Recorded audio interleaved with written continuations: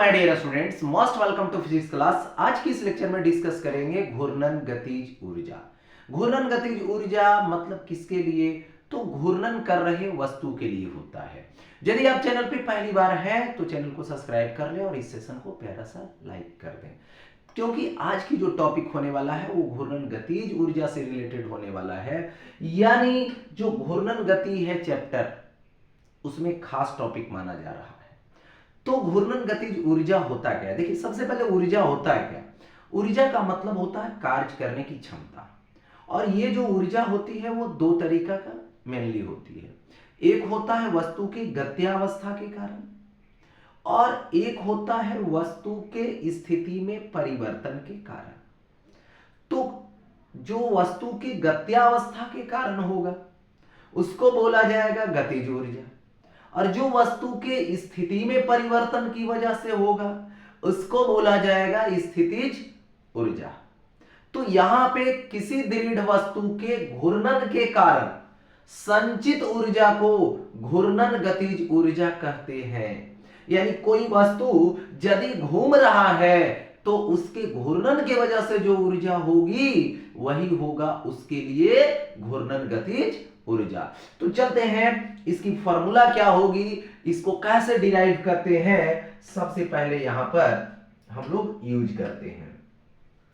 तो देखिए, यहां पर हमने क्या लिया, एक रिजिड बॉडी लिया, और इस रिजिड बॉडी को हमने क्या किया, यहां पर एक एक्सिस दिया कि इसी के अबाउट तुम घूमो।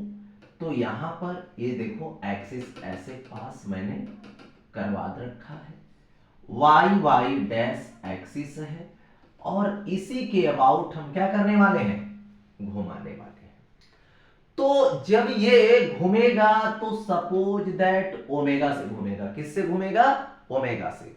कोणीय वेग ओमेगा है। और जब ये गोल गोल गोल गोल घूमेगा तो इसमें जितने भी कण होंगे सब के सब ओमेगा से ही घूमेंगे। तो यहां पर देखो, हमने आर दूरी पर एक कण माना जो आयवे कण है, तो इसकी त्रिज्या आर आई होगी, और इसका वेग जो होगा वो क्या होगा, भी आई होगा। और इस तरह से ये वृत्ताकार रास्ता पर क्या करेगा, घूमेगा। तो यहां से इसकी जो वेग होगी भी आई होगी, जो ओमेगा आर आई होगा। क्या होगा? भी I is equal to omega r I होगा। अब इसकी हम गतिज ऊर्जा लेने वाले हैं। यानी यहां पर आयवें, ठीक है, कण की क्या लेने वाले हैं, तो गतिज ऊर्जा लेने वाले हैं। तो गतिज ऊर्जा क्या होगा, के आई होगा। तो क्या होगा, हाफ होगा, एम आई होगा, और भी आई का स्क्वायर होगा। ओके, यहां पर भी आई का स्क्वायर हो जाएगा। अब देखिए, ये गोल गोल घूमेगा इसके वजह से, तो यहां से के I is equal to half होगा, एम आई होगा, भी आई स्क्वायर ले लो, तो भी आई स्क्वायर क्या होगा, ओमेगा स्क्वायर होगा, आर आई का स्क्वायर होगा। ओके, तो यहां से देखिए के I is equal to half omega square बाहर कर लीजिए, और क्या बचेगा, एम आई आर आई का स्क्वायर हो जाएगा। ओके, अब इसका टोटल गतिज ऊर्जा ले लो, तो के ले लो, तो n sigma i is equal to 1, तो ये होगा के आई।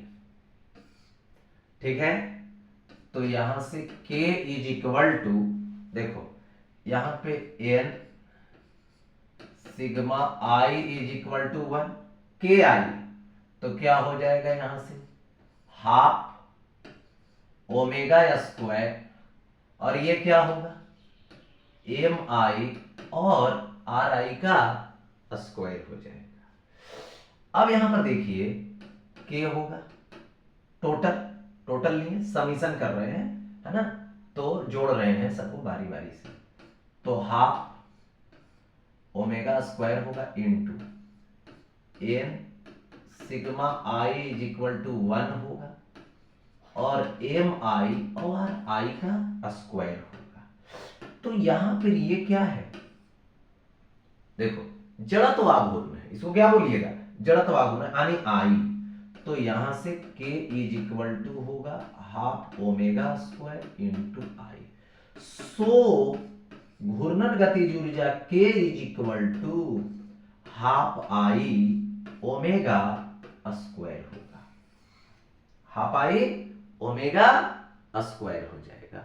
ओके, यानी देखिए कोई भी वस्तु यदि ऐसे गति करेगा तो क्या होगा, हाफ एम वी स्क्वायर होगा, लेकिन यदि वो घूर्णन गति करेगा तो घूर्णन गति में द्रव्यमान के जगह पे जड़त्वाघूर्ण लिया जाता है और लिनियर वेग के जगह पे, रेखीय वेग के जगह पे कोणीय वेग लिया जाता है। इसलिए क्या हो जाता है, हाफ आई ओमेगा स्क्वायर हो जाता है। चलिए ये बातें हो गया। तो यहां पर कोई भी वस्तु घूर्णन करेगा तो उसकी जो गतिज ऊर्जा होगी वो हाफ आई ओमेगा स्क्वायर होगा। अच्छा, अब आता है लोटनिक गति में कुल गतिज ऊर्जा। जैसे सपोज कर लीजिए यहां पर एक क्या है, वस्तु माने कोई घूमने वाला वस्तु है गोलाकार और ये घूम रहा है ओमेगा से और ये जा रहा है आगे, क्या चीज से, भी वेग से, यानी ये घूम भी रहा है और आगे भी जा रहा है। तो इसका टोटल यानी कुल गतिज ऊर्जा लीजिए तो के टोटल यानी के होगा एक बार रोटेशन के वजह से और एक बार किसके वजह से, लिनियर मोशन के वजह से।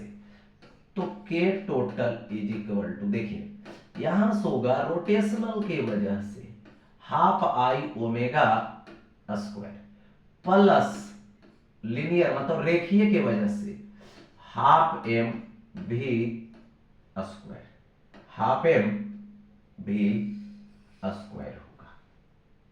हो गया हाफ एम भी स्क्वायर। अच्छा, अब देखिए घूर्णन गतिज ऊर्जा और कोणीय संवेग में संबंध आता है। घूर्णन गतिज ऊर्जा और कोणीय संवेग में संबंध कैसे आता है जरा ये समझते हैं। तो देखिए घूर्णन गतिज ऊर्जा ले लेंगे, तो ये घूर्णन गतिज ऊर्जा ले लेते हैं। तो यहां पर देखिए घूर्णन गतिज ऊर्जा यहां से के होगा जो हाफ आई ओमेगा स्क्वायर होगा, इसको इक्वेशन हमने फर्स्ट मान रखा है। ठीक, अब देखो इसका कोणीय संवेग लोगे तो आई ओमेगा होगा, कोणीय संवेग आई ओमेगा, तो एल स्क्वायर कर दो, आई स्क्वायर हो जाएगा, ओमेगा स्क्वायर इक्वेशन सेकेंड हो जाएगा। ओके, यहां पर हमने सेकेंड ले लिया। अब यहां पर बात आती है कि दोनों को डिवाइड कर दो, तो फर्स्ट बाई सेकेंड, तो यहां से k बाई एल स्क्वायर लीजिए तो क्या हो जाएगा, हाफ आई ओमेगा स्क्वायर होगा,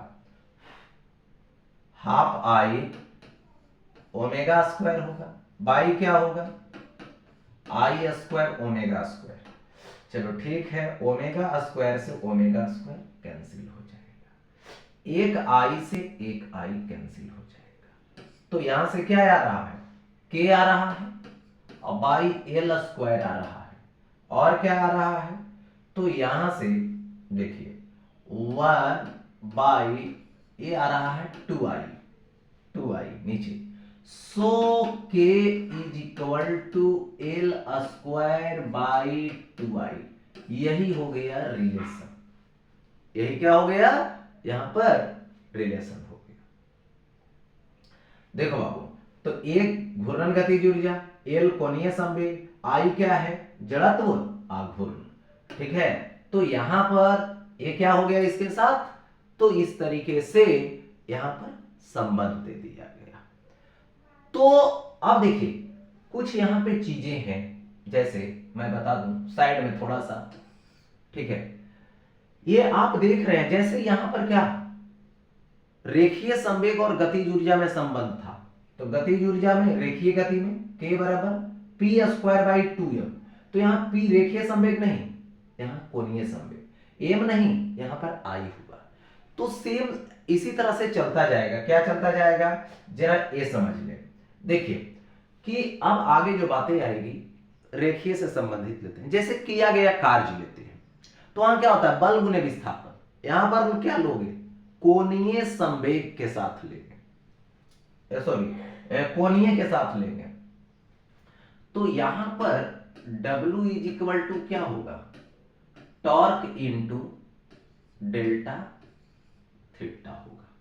वहां पर बल और रेखीय विस्थापन, तो यहां पर घुमाने के लिए किसकी जरूरत है बल आघूर्ण की, और क्या होगा कोणीय विस्थापन होगा। या तो W इज इक्वल टू ऐसे लिख सकते हो टाउ डॉट डेल्टा थीटा, ठीक है, ये हो गया। देखिए और क्या होता है पावर, तो यहां होगा क्या घूर्णन शक्ति, वहां शक्ति सिर्फ, तो यहां घूर्णन शक्ति, तो वहां पर होता है क्या किया गया कार्य बटे समय, तो यहां पर भी होगा किया गया कार्य बटे समय, ठीक है। लेकिन कौन कार्य घूर्णन के वजह से, तो देखिए power is equal to W by यहां पर डेल्टा टी ले लो, तो P बराबर tau delta theta by delta t, delta theta by delta t omega हो जाएगा, यानी power is equal to tau और ये क्या हो जाएगा यहां पर ओमेगा हो जाएगा। तो इसको ऐसे लिख सकते हो, है ना, टॉर्क यानी बल आघूर्ण और डॉट होगा ओमेगा। वहां होता है एफ डॉट भी, तो वहां पर फोर्स, यहां पर बल आघूर्ण, वहां पर रेखीय वेग, यहां पर कोणीय वेग, इसका डॉट प्रोडक्ट। एक चीज और क्या पढ़े हो, तो एक पढ़े हो जिसका नाम है work energy theorem, work energy theorem. तो वर्क एनर्जी थ्योरम क्या होता है किया माने कार्य ऊर्जा प्रमेय, तो कार्य ऊर्जा प्रमेय का मतलब होता है किया गया जो कार्य होगा वो गतिज ऊर्जा में परिवर्तन के बराबर होगा। तो यहां भी वही होगा किया गया जो कार्य होगा यानी W क्या होगा यहां पर गतिज ऊर्जा में परिवर्तन के बराबर होगा। लेकिन घूर्णन गतिज ऊर्जा यहां लेना है और घूर्णन यानी बल आघूर्ण के द्वारा किया गया कार्य लेना है, तो ये क्या होगा वर्क एनर्जी थ्योरम, यानी WET, यानी WET मतलब वर्क एनर्जी थ्योरम यानी कार्य ऊर्जा प्रमेय। यही है, सेम चीजें हैं, जैसे जैसे वहां पढ़ते हैं वहां यहां भी वैसा ही पढ़ते हैं। वहां लेते हैं बल, यहां लेते हैं बल आघूर्ण, वहां लेते हैं विस्थापन, यहां लेते हैं कोणीय विस्थापन, है ना, कोणीय से संबंधित होता है, अक्षीय से संबंधित होता है। तो इसी के साथ ये टॉपिक यहीं पे एंड होता है।